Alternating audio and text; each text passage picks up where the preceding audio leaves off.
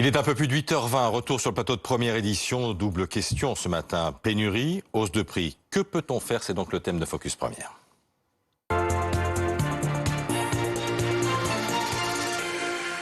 Et on en parle avec Éric Chanet, vous êtes conseiller économique de l'Institut Montaigne. Rodolphe Bonas, vous êtes le président d'Aristide Retail Technologies, expert de la grande distribution et de la consommation. Bonjour, merci d'être là. Face à Franck Boilly, le président de la Fédération des enseignes de la chaussure et président du Conseil national du cuir. Pourquoi vous? Parce que précisément, ça y est, il commence à y avoir des pénuries de chaussures en France?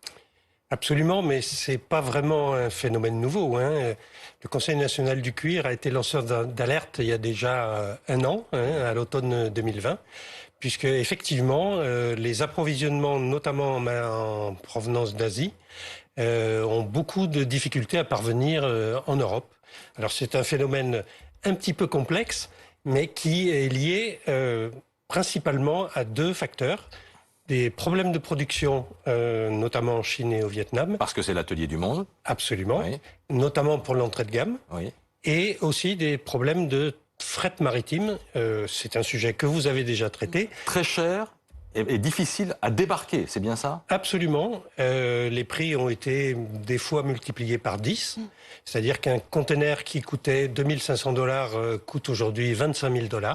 Oui. Ce qui est quand même invraisemblable. Et au bout du compte, c'est le consommateur qui va supporter cette hausse de prix. Mais et voilà, c'est ça qui va arriver. Parce que tant qu'il s'agissait de problèmes pour les entreprises, c'est pas forcément un sujet mobilisateur. Ouais. Mais quand ça arrive que ça impacte le pouvoir d'achat des consommateurs, là, ça devient un vrai sujet. Vous avez parlé effectivement de l'entrée de gamme. Oui. Donc ça va toucher les foyers effectivement plutôt modestes. Exactement. Et c'est pour ça que ça a un impact direct sur le pouvoir d'achat.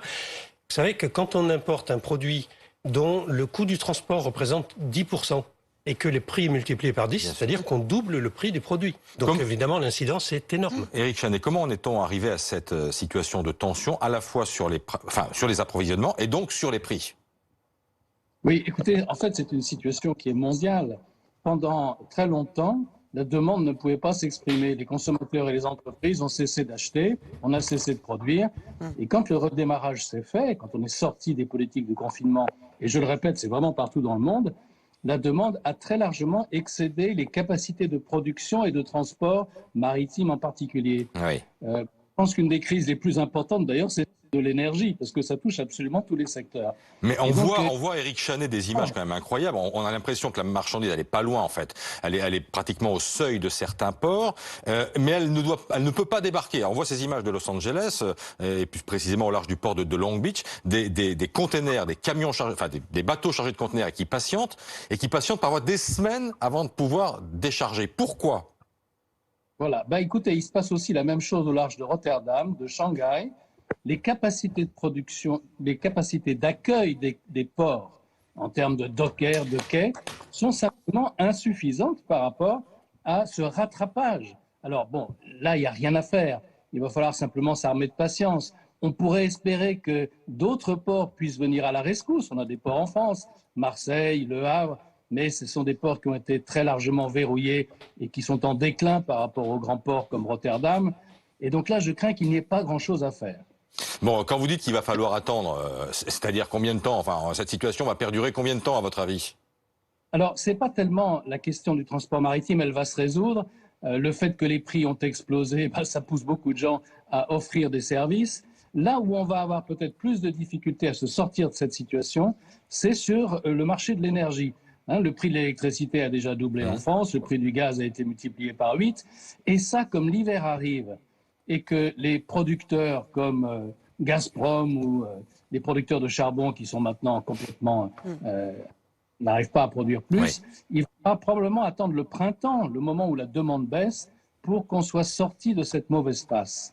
Rodolphe, au bout de la chaîne, il y a le consommateur. Quels sont les produits les plus touchés en ce moment? Actuellement, en fait, ça s'est produit avec une focale assez ancienne. D'abord, c'est le marché de l'automobile, qui était le premier touché là-dessus. Alors au départ, on a touché sur l'achat de voitures neuves, puis après aussi sur les composants qui constituent en fait le remplacement de pièces sur des voitures en fait qui doivent être réparées. Et puis ensuite, on a eu une focale sur les produits alimentaires parce que on a eu une saison climatique et là, on commence à voir surtout des marques de distributeurs d'ailleurs. Exactement, parce qu'on commence à parce que les accords. Et on retrouve le même souci, c'est-à-dire que ça touche les foyers modestes. Exactement, vous avez raison. Pour une raison simple, c'est que sur les marques de distributeurs, les accords commerciaux entre les distributeurs et les industriels sont un peu différents qu'avec les marques nationales. Et donc là, on a commencé et on voit poindre le début d'augmentation tarifaire. Quelques centimes sur le prix des pâtes, quelques centimes sur un certain nombre de produits alimentaires. Et là, maintenant, aujourd'hui, on touche ce qu'on appelle les produits non alimentaires. Pour une raison. C'est-à-dire lesquels Alors, là, on va parler en effet du textile, particulièrement le textile à la fois premier prix, mais aussi le textile technique, parce que, c'est-à-dire les vêtements de sport, les doudounes qui commencent à être un peu en tension. Le jouet, par exemple, certains produits d'électroménager. Pour une raison très très simple, cette tension, elle arrive parce que nous approchons d'une période absolument cruciale commercialement, qui est la fameuse période du Black Friday, qui arrive demain, et que les commerçants commencent à se dire, mais tiens, il y a des références que j'ai commandées et qui sont manquantes, et après la fameuse période de Noël. Est-ce qu'il y a menace sur le Black Friday? Les belles promotions que tout le monde attend, évidemment, fin du mois d'octobre, début novembre. Sur la mise en œuvre de la promotion, non, mais sur la disponibilité d'un certain nombre de produits, oui. Donc je plutôt conseille aux consommateurs de vraiment s'armer un peu de patience. On va avoir du mal à se chausser cet hiver? Alors, c'est probable dans la mesure où les effets de ces retards ne font que s'accumuler, puisqu'il n'y a aucune capacité de rattrapage. Et je suis beaucoup moins optimiste que votre invité de tout à l'heure, qui disait que ça allait se réguler, puisque ça fait 1 an qu'on nous dit que c'est un problème conjoncturel, et c'est en train de devenir un problème structurel.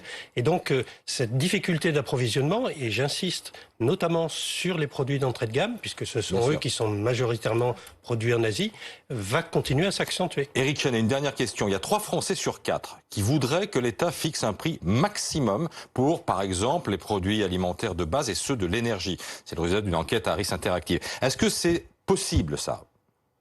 Alors non, je pense que ça serait une idée catastrophique. On peut soit laisser les prix monter, ça réduit la demande, ou bien procéder au rationnement. Et mettre un prix maximum, ça veut simplement dire que les rayons seront vides une fois que, au prix où les marchandises sont proposées, elles ont été achetées. Remarquez, c'est ce qui se passe déjà en Angleterre, mais pour d'autres raisons. Donc, mettre une limite au prix, ça veut dire que les rayons seront vides encore plus rapidement.